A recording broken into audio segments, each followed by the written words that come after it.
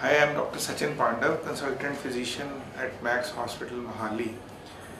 I want to just create a general awareness about a disease by the name of diabetes mellitus, which is fast becoming like a global pandemic. And this country, India, with such a huge population of and people out here, close to becoming the diabetes capital of the world. Now, diabetes is a disease in which the human body fails to maintain its blood sugar levels in the normal range. Now, this is a lifestyle disease, and our eating patterns, our genetics, okay, and our lifestyle has a lot of role to play in its pathogenesis. In this disease, basically, the body fails to regulate its blood sugars, and if the fasting blood sugar goes more than 126 on two separate occasions, like this is one simple definition of diabetes. How do I know that I have diabetes, and what are the common signs and symptoms of that?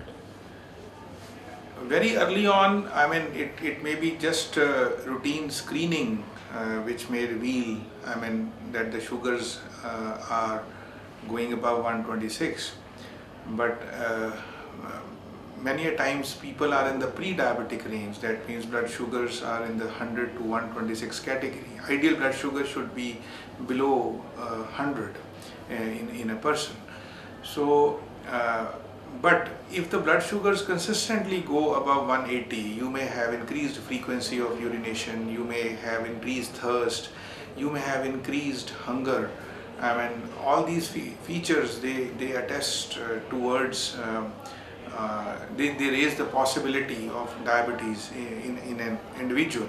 Plus undue fatigue, if it is happening in any individual, one should always look for this thing. And if a person is obese, has a family history, and complains of any of these symptoms, it should set the alarm bells ringing.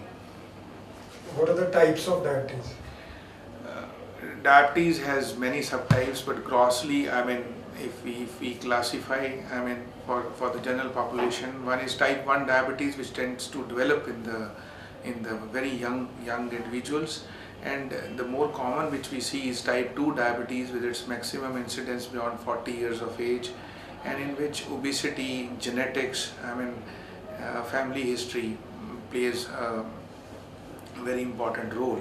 In the first type 1 diabetes, there is absolute lack of the hormone by the name of insulin. So there is no substitute but to have daily insulin injections. In the second category of diabetes, there is actually insulin resistance. It's not an absolute deficiency, but insulin resistance in the setting of normally what we find obese individuals and a family history in which people fail to maintain their blood sugars. Who is at a risk of developing type 2 diabetes?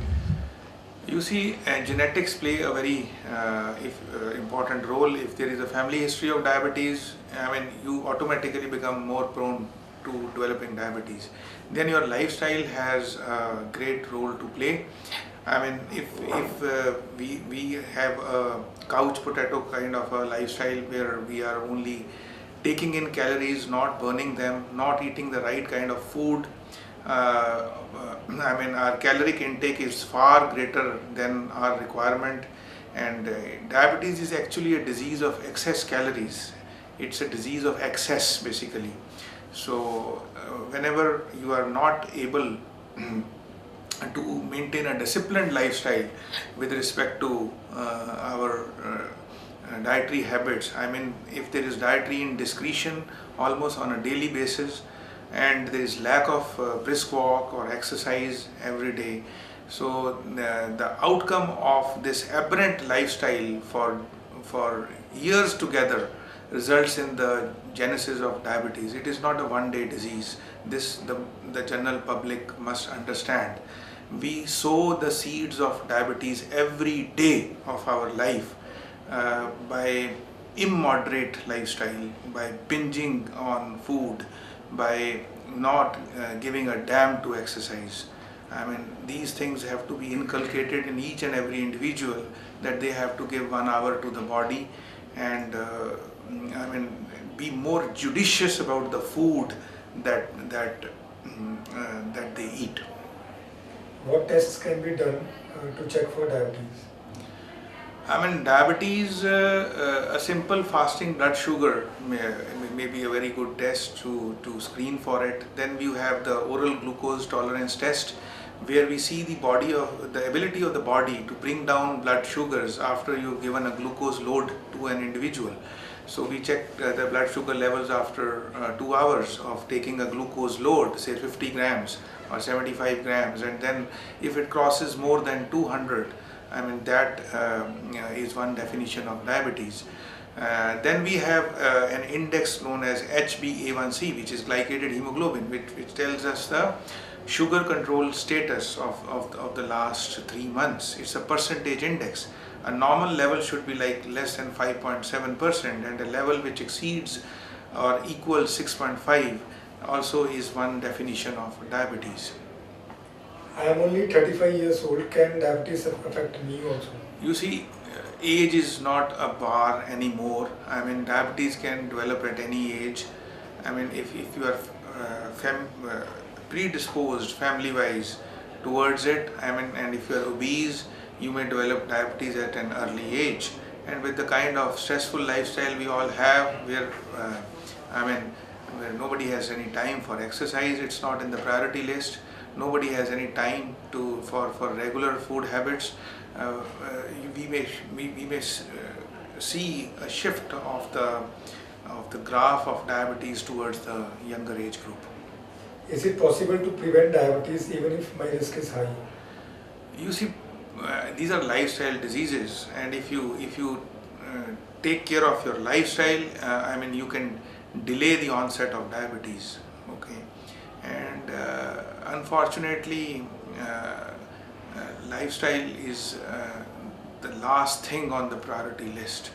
Everybody is struggling for survival out in this world, and in that struggle, I mean, the lifestyle becomes a casualty. So we are sowing the seeds of diabetes every day in our life, I repeat.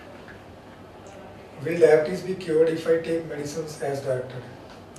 You see, diabetes cannot be cured, but it can be treated to target, in the sense that you can regulate your blood sugar levels and keep them as close to normal as possible with a good judicious lifestyle, eating habits, and plus regular monitoring and follow up with your physicians on a periodic basis. What else do I need to do to control diabetes apart from taking medicines?